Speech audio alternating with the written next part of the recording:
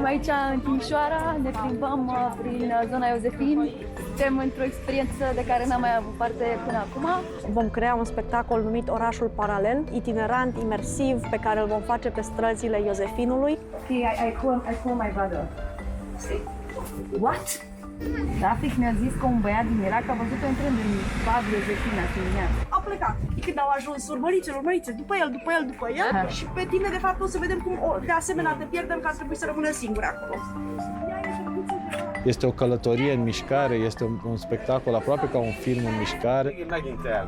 Preiau într-un minut accentul de acolo. Intră cel din 2020 în raport cu ea, deci instinctiv răspunsul este din 88.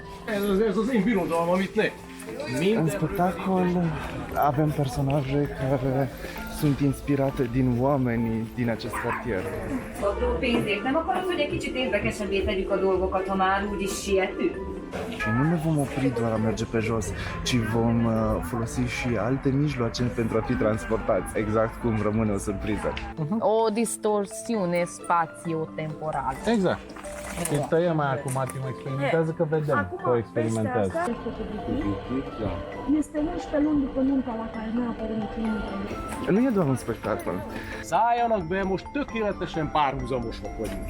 2 minute 30. Este de fapt un proiect în care vrem să redescoperim orașul, să redescoperim cartierele și cum ne raportăm noi la ele.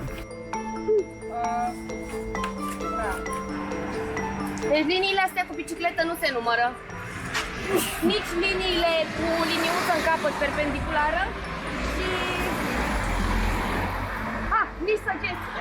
Da. Salut, mă numesc Ana Mărgineanu, sunt regizor de teatru, sunt co-fondatoare a companiei de teatru imersiv Pop-Up Theatrix, bazată în New York. Eu sunt Peca Ștefan, dramaturg, scriu Orașul Paralel, sunt co-creator și partener al Pop-Up Theatrix din New York. Mă bucur foarte tare să fiu aici la Timișoara. Împreună cu Ștefan vom crea un spectacol numit Orașul Paralel. Orașul Paralel este un proiect extrem de special. Cumva scrisul pleacă dintr-un punct neobișnuit pentru un dramaturg sau un scriitor, pentru că noi plecăm la drum documentând cartierul despre care se va face spectacolul. Este un spectacol itinerant, imersiv, pe care îl vom face pe străzile Iosefinului, în care publicul spectator va avea de mers printre actori, va intra în diferite locații, va pătrunde ca prin niște portaluri magice în diferite lumi, toate inspirate chiar de Timișoara contemporană și de Timișoara din alte timpuri. Și practic ne dorim să invităm publicul spectator să redescopere orașul dintr-o perspectivă ficțională. Să folosim niște filtre aproape magice, să decupăm din realitate povești, să vedem lucruri pe care nu le putem vedea altfel. Dintr-o perspectivă a poveștilor, în care mergem, ne plimbăm după actori, cu unele personaje interacționăm, cu altele nu, ca într-un fel de Disneyland teatral. Și de aici este o călătorie în mișcare, este un spectacol aproape ca un film în mișcare, în care noi suntem un fel de cameră vie de filmat. Poate o să gustăm ceva de mâncare, poate nu, poate mergem prin piață, poate ajungem într-un bar absolut spectaculos, poate ajungem și în alte locații foarte speciale, nu vreau să divulg secret. Încercând să creăm invitații pentru spectatorii care ni se vor alătura, să vadă orașul altfel, să vadă acest oraș paralel care se suprapune peste orașul nostru obișnuit, prin care tranzităm în fiecare zi. Ideea este că este un spectacol pe care nu-l urmărești, este un spectacol pe care îl experimentezi, este un spectacol de care te lași pătruns și pe care practic îl co-creezi împreună cu actorii și care poate rămâne cu tine mult după ce tura noastră teatrală s-a încheiat. Și performerii, actorii sunt un fel de povestitori aproape ca în Șeherezada, metaforic vorbind, bineînțeles, cu noi tot timpul, deschizându-ne tot felul de perspective și uși și invitații să privim altfel realitatea.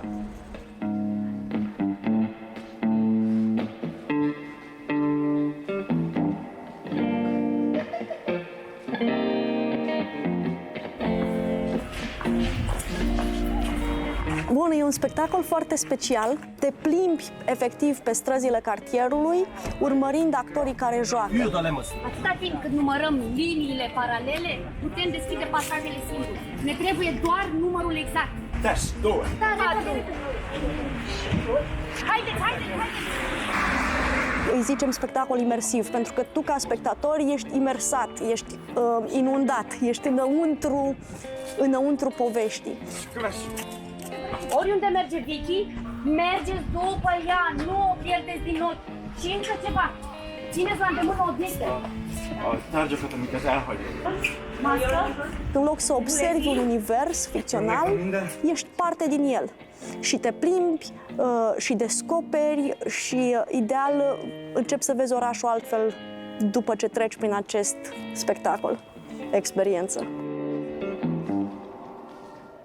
E o aventură în mai multe feluri și pentru noi care îl creăm și pentru spectatori, participanți, nici nu știu cum să le spun. Pentru mine experiența asta este încă un carusel. E un carusel de informații și emoții.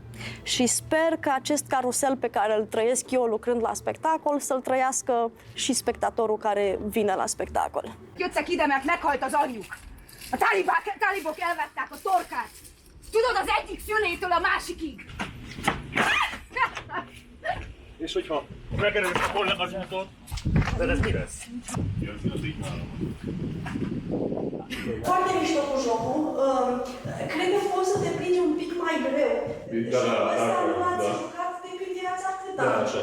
Prima să fie șocul. Ce faci aici? Am nebunit de joc. Viki, nekem köszönheted, hogy nem vittek be többször a kollégát. Acum am avut imensul noroc și am imensul noroc de a lucra cu niște actori absolut extraordinari. Și aici vreau să zic, dacă nu vă tentează să veniți pentru că mergeți pe jos sau așa, merită venit pentru acești actori care sunt fabuloși. De mult n-am mai avut o plăcerea să lucrez cu, cum să spun, chiar sunt două colective, că sunt și actori de la Teatru Maghiar și sunt și actori români, dar împreună formează un colectiv absolut incredibil. Stai, tanti. L-au arestat pe David, dar de ce? Cerșea, dormea pe stradă, a vrut să vândă ceva ilegal, de ce? E 60 egal. Dacă ea zice da, dă-i două, el o să se, știi, nu te răzgândi tu. Cu lopata în mână și ăsta zic nu. Da, trebuie să fie foarte frică pentru, nu știu, ar trebui să fie, să auzi. Da, ar trebui să nu fie, în loc de... Și când zic absolut incredibil, mă refer și noi repetăm acest spectacol practic în 2 săptămâni. Volumul de muncă ca să ridici 3 trasee, fiecare de aproape o oră și jumătate în 2 săptămâni, este uriaș. Ce a făcut, a? A cerșit, a dormit pe stradă, a încercat să vândă ceva ilegal, a? Hai, mare noroc. E 60 egal. Tu chiar ții să ne faci probleme, nu? Să fie clar pentru toată lumea, eu n-am știut nimic. Și e un volum de muncă pe care l-au făcut și îl fac acești actori, repetând de la 8 dimineața până pe la 10-11 seara, în continuu, în paralel, în diferite spații. Iar în momentul în care lucrezi atât de dedicat și atât de mult, nu prea mai contează, sincer, limba în care lucrezi. Pentru că limba în care lucrezi e chiar energia, fluența lucrului, energia spectacolului. Înțelegi la fiecare moment. Da. Și adică se vede, e ca un film, adică nu trebuie să știi limba, să înțelegi ce se înțelege.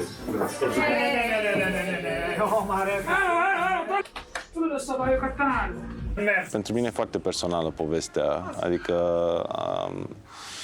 pe cele 2 rute performative cumva rezonează foarte mult cu viața mea și au fost 2 puncte acolo mari de inspirație. Într-un fel, mă știu pe mine, când mă duc acasă la ai mei și vorbesc cu prietenii, preiau într-un minut accentul de acolo. Intră cel din 2020 în raport cu ea, deci instinctiv răspunsul este din 88.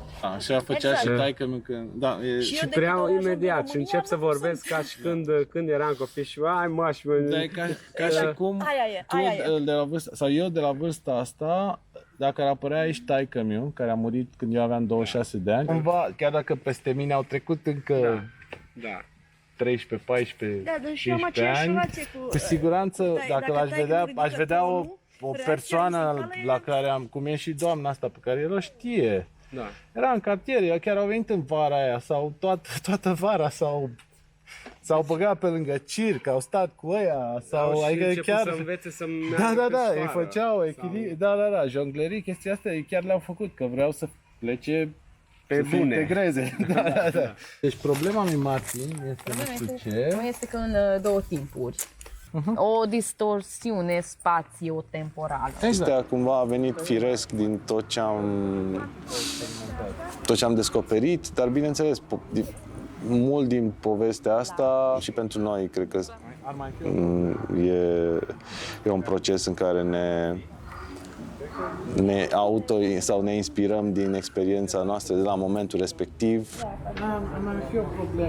Ar mai fi o problemă. Circulă niște zvonuri delicate despre tine. Și cred că și șeful mare și bordului. Ce zvonul? Még nem tudom, hogy ki ez a lány, ki ez a nő, ki ez a Viktória. Most barátkozom én is vele, de már 2 napja rengeteg közös van bennünk. Például az, hogy állandóan elhagyja a dolgait. Én is állandóan elhagyom a dolgait. A fiúk ezzel vágtak fel, és néha a lányok sem hagyják magukat. Vicky nu era ea cea mai curajoasă, dar în ziua aia băuse câteva pahare și a putut să se dea mare și ia. O lună a stat în spital. És utána jelentkezett a szomorúság. Doctorii suspectau o leziune, dar la tomografie nu s-a constatat nimic.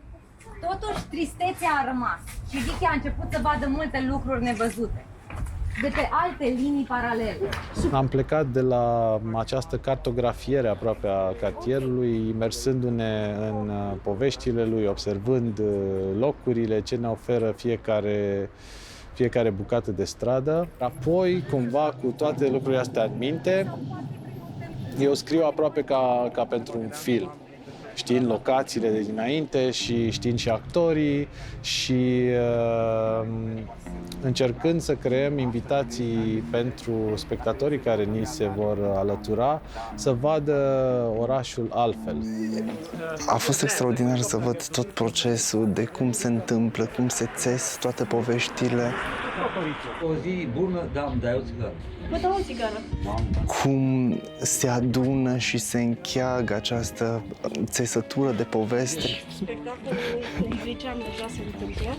care nu are un singur layer. O țigară pentru personaj. L-ai filmat, da? Da? L-ai prins și pe L-am prins și pe el când s-a apropiat. E perfect.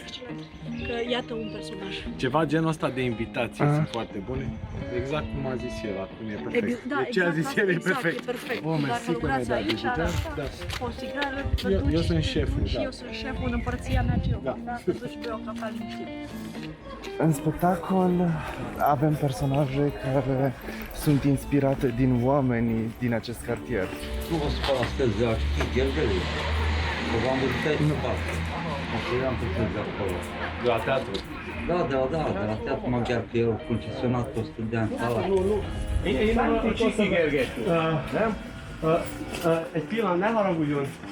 Nincs most időm, de nem látott itt egy autót? Nem, de maga nem mindenről csikigergetve. Láttam, hogy innen jött ki. Ilyen szép elegáns, mint a művészet. Jó. Köszönöm a jó tanácsot, professzor. Nu mă lasă, mă. Halló, nem fizetsz egy pálinkát itt a piac mögötti büfében, ne? Hogy egy kicsit jobban összebarátkozzunk. Hát én nem fizettem. Jó! Spectatorii vor vedea spectacolul e bilingv, o scenă se joacă într-o limbă, o scenă se joacă în altă limbă. Sunt niște momente de traducere, dar sunt și momente în care pur și simplu se va vorbi într-o limbă pe care ei nu o să o înțeleagă. E ok. Ha meggondolod magad a pálinkával, ott leszek a piac mögött, Dáviddal! Milyen Dávid? A barátommal! David. Știm despre ce e vorba în scenă, știm care e energia scenei și atunci, chiar dacă nu înțeleg fiecare cuvânt, știu despre ce este vorba, știi? Și n-a fost, nu e deloc limba nu mai e o barieră. A fost foarte mișto că ai coborât și l-ai făcut mic. Nu mai știu. Așa, mic. Da, deci era praf. Deci de mult, dar nu înțelegeam ce zici. Și nici nu mă mai uitam pe text. Dar era foarte clară relația. L-ai făcut cu și poțet. Și abia după ce... Despre asta e vorba în text așa mare. Că de fapt treaba este că tu n-ai venit atunci. Exact. Și a doua oară s-a întâmplat Exact. acest lucru. Că tot te-am așteptat și eu și David. Și n-ai venit. Și și după aia te-ai liniștit și a fost momentul ăla de țigară. Acolo este scrisă țigara. Că după ce termin... Nu, acolo este țigara când începe să povestească ce s-a întâmplat cu Vicky. Da. Este eu cu totul meu uitat. A fost tot off-ul, fumăm acum o țigară și pe urma a treia și ultima schimbare mare de energie când se trezește cu mai mulți ani decât a fost în viața ei. Și a fost rea, dură, i-a zis așa, totul și se schimbă toată. Edit!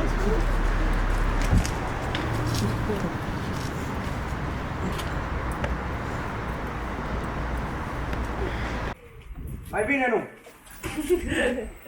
Și devine chiar interesant să vezi ce înțelegi când textul nu mai este informația primară. Legtesen érzem magam, Edgar, én jól vagyok, jobban, mint valaha.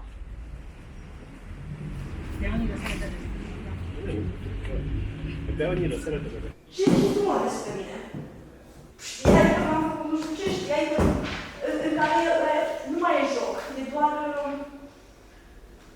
un fel de agresivitate, știi? Dar nu e nici măcar adresată lui, împotriva întregii lumi, dar nici nu ei toți cum e mai bine.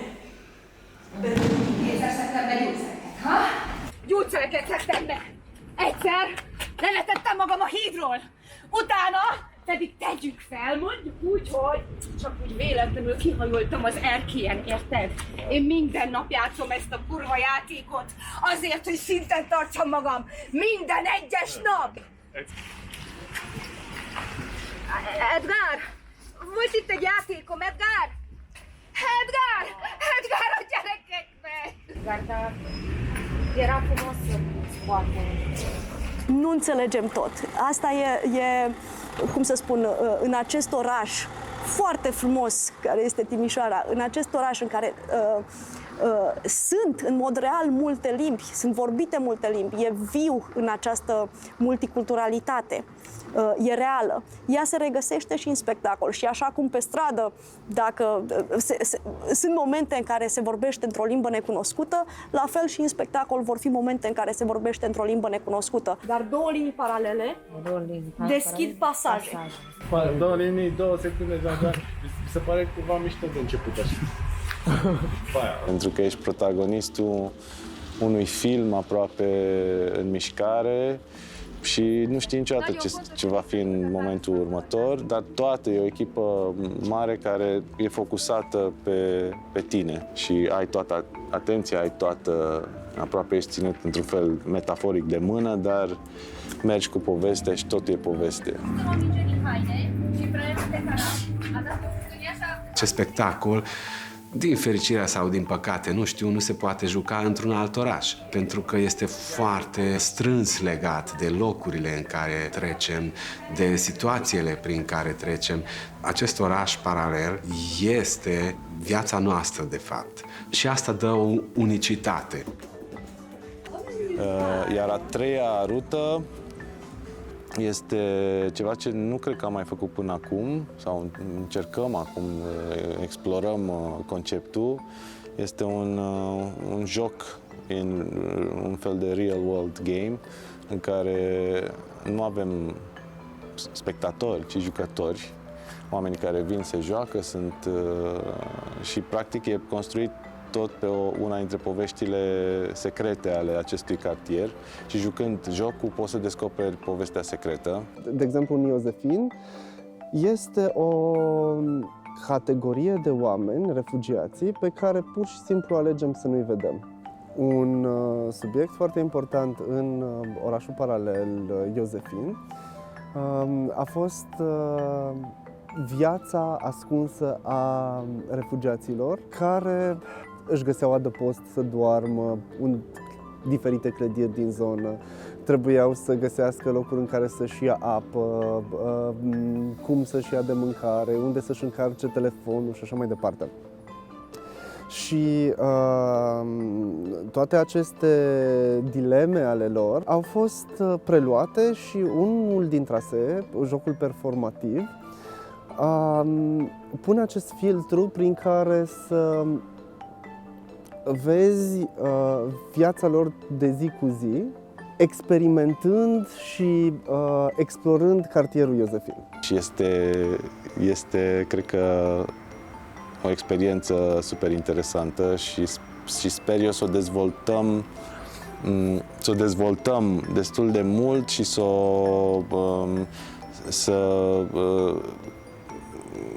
să ajungem cu acest joc în locuri foarte neașteptate din oraș, nu numai din Iosefin, dar acum avem un fel de prim pas. Testăm acest joc și cred că eu sper să devină o atracție a acestui proiect. Și normal, dacă am început această experiență, vrem să și continuăm alte cartiere, să se întâmplă cam peste tot și să arătăm sub straturile orașului, lucrurile paralele care se întâmplă fără să ne dăm seama și la care ne gândim foarte puțin. Deci liniile astea cu bicicletă nu se numără. Nici liniile cu liniuță în capăt perpendiculară și... nici săgețile. Da.